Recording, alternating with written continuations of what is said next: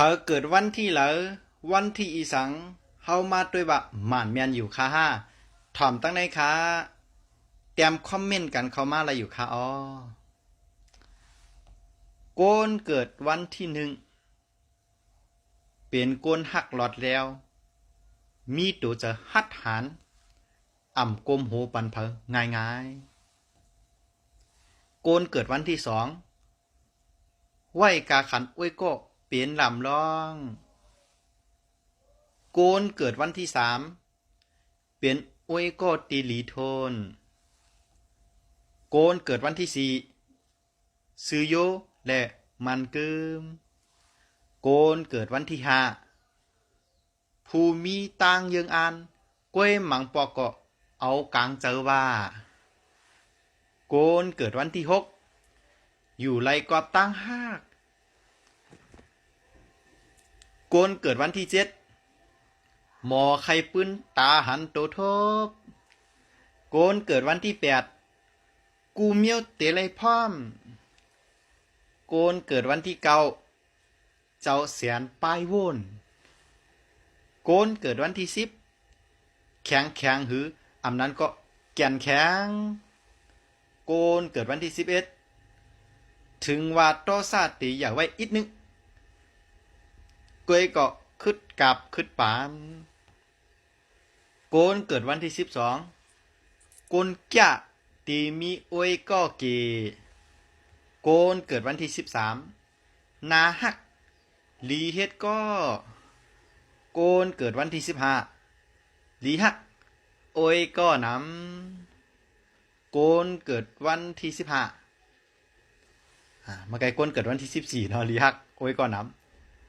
โกนเกิดวันที่15หันง่ายๆฮู้จักหยาบโกนเกิดวันที่16วันที่ดีออกแล้วเราวันที่3ตัวอ่ำกวางเมาอีสังง่ายๆโกนเกิดวันที่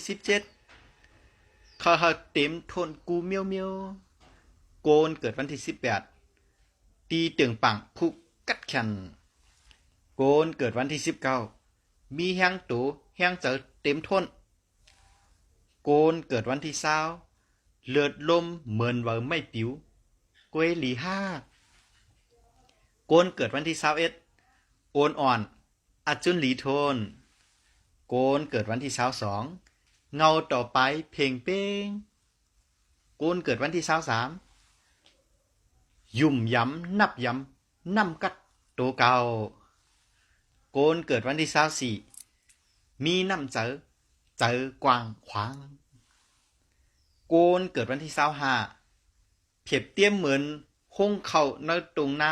ตีมีเม็ดโป่งน้ำโกนเกิดวันที่26เตียดนิ้มมุงด้วยหันไก่ด้วยกวาดตั้งหน้าด้วยขาวยาวโกนเกิดวันที่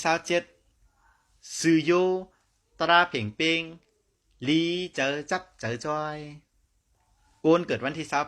28ก็จึงนั้นเมาเสียโกนเกิดวันที่29ฮักเผออำแลกลายโกนเกิดวันที่30เขาถือไว้อีกหนึ่งอีกหนึ่งกุ้ยโกนเกิดวันที่31เป็นวันเล่นสุดยอดของเลินเคยไรแห้งเจอตอนต่างเงาตรงหัวในย้อนกึดยังไว้กันได้ก่อนค่ะทบยากันแทงเหมือเนเงาตรงหัวหน้าสลาตื้นหลีสลากาปันเหมือวนถึงโจจตะวนถึงสลาตื้นหลีเหมือสูงค่ะ